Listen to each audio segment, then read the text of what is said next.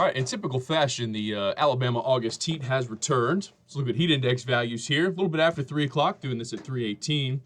And these heat index values, about what we expected here today, anywhere from 100 to about 104, 105, just shy of heat index criteria. But hey, for any given amount of time, we could jump up to 105, which is the specific heat index criteria. Temperatures statewide. 99 in Huntsville, 94 in Hamilton, 95 in Tuscaloosa, out 97 in Birmingham. I believe that matches the highest high temperatures so far this year. 95 in Demopolis. You see a few spots there a little cooler. We do have a few isolated thunderstorms out there, but most folks are dry.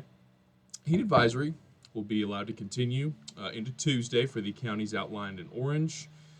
Essentially all of northwest and west Alabama, all the way down to Marengo and Sumter County, and as far north as the Shoals along the Tennessee River and into Tennessee, again for heat index values potentially reaching as high as 105. So, what's next? Well, we're hoping to see some rain cool things off, right? That's just not a whole lot of it. When you have a high pressure system aloft, the air naturally is pushing down. You think of a high, it's high pressure because it's exerting pressure on the surface. When you have sinking air, it deters vertical motion, and so you don't get a ton of rain. And we're seeing a couple thunderstorms, especially on the eastern side of the state, just south of Sylacauga, in extreme northern Coosa County, close to Stewartville. You look back into Clay County, Lineville and Ashland, just to the southeast of the Talladega Mountains. And then another one up there in extreme northern Cleburne County, a little closer to Piedmont, Valley Grande, Selma, Tuskegee. All looking at probably the best thunderstorm in the state is right there over Tuskegee along I-85. It's probably a pretty good looking thunderhead associated with that one. But, by and large, not a lot of folks going to get the rain today. The wiregrass, almost always good for a sea breeze thunderstorm, is quiet. Again, a northeasterly wind to blame. You got a northeasterly wind, that's a offshore breeze, and that deters the sea breeze front. So all these little factors are things to consider with respect to the forecast. So again, big picture, pretty quiet. The story, obviously, the heat. So highs tomorrow, Tuesday, once again in the mid-90s. See no reason why that'll change statewide. Obviously, there could be a few anomalies, outliers if we have rain at a certain amount of time, but again, summer heat continues. Also, in Wednesday, we'll start to see that pivot day where rain chances start to come up Wednesday, but the heat is still there. So we'll probably see a wide array of temperatures, anywhere from 89 to about 96 degrees is possible on Wednesday afternoon, again, depending on the timing of rain. But Wednesday starts that uptick in our rain coverage. So we'll go to model data here. I want to jump to Thursday when we have a better chance. And look at this. We got a weak boundary that's going to settle in here with a weak surface low. And what this is just going to do is offer up better coverage, better rain chances, and cool our temperatures down. So this is later this week on Thursday. And you'll see this boundary doesn't really go anywhere. It doesn't make a whole lot of progression. The low regresses or retrogrades back to the west. But the boundary kind of stays stalled in place, which will bring us, elevated rain chances on Friday.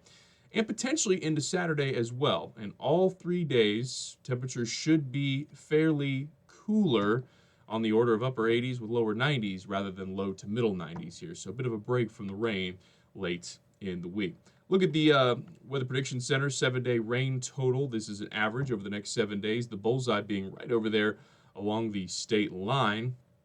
And Randolph and Chambers County, Cleburne County on over into Georgia, where we could see upwards of 2 inches. Everywhere else, pretty even from a half inch to about inch and a quarter. Nothing too anomalous or crazy outlier with that. Late week temperatures, again, to go with the rainfall here. I got 88 Thursday at Birmingham, 89 in Sylacauga. Now, again, should the rain be less or so, or come late in the day, all of these numbers will have a 9 in front. Friday, I think, will be pretty widespread. I think a safe bet that we stay below the 90-degree threshold on Friday afternoon. Same deal on Saturday.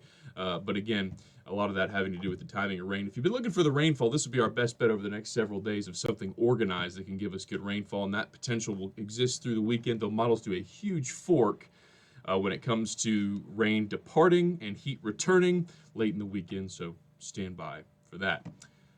All right, look at the big picture of the tropics. Erin, obviously the story of note, Category 4 storm, 140-mile-an-hour winds associated with this. And again, this is just offshore, just to the north of the Bahamas. So the Bahamas, yes, while getting some rough surge, this is a good thing for them in the sense that a direct hit from a Category 4 is completely different than outer bands. People don't understand that the winds with a hurricane that are 140 miles an hour, that's reserved for the core, the eye wall, and the immediate center around that low. Once you move outward, think of it as, somebody who you spin on a chair or a figure skater. You move that momentum outward, it slows. The wind field does the same thing with a hurricane as you move away. So yes, there's islands being impacted by this, but not to the level you'd think. So again, probably tropical storm force winds out here and some pretty decent storm surge. So, all right, let's go to the forecast path. And we'll kind of walk you through this one here because, again, this is going to kind of kick a field goal, splitting the uprates between Bermuda and the Outer Banks.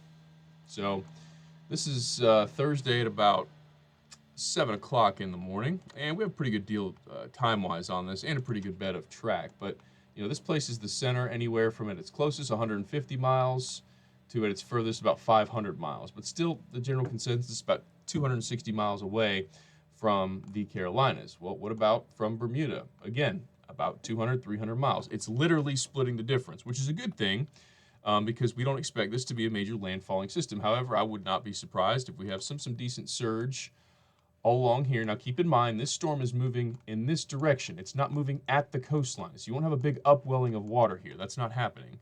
What you could have is an upwelling of water on the southern end of Bermuda here because it is pushing water northward, but I think it might be displaced enough to the west for that not to be a major issue. And then you'll see the upper level high here, this is Bermuda High, that's this feature out here, is going to sling and swing this thing up into the North Atlantic very, very quickly by Saturday.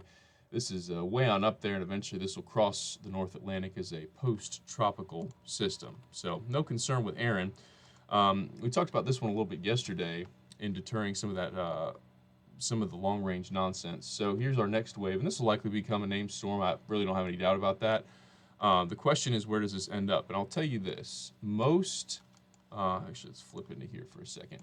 Most global ensemble members place this somewhere out here next week.